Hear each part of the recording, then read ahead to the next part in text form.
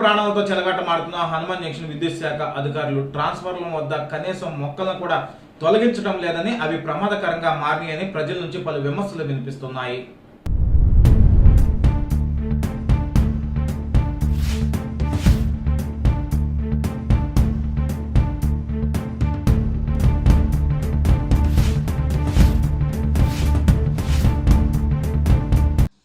జంక్షన్లో విద్యుత్ శాఖ అధికారుల నిర్లక్ష్యానికి ప్రజల ప్రాణాలు బలయ్యేటట్లు కనిపిస్తున్నాయని ప్రజలు ఎద్దేవా చేస్తున్నారు.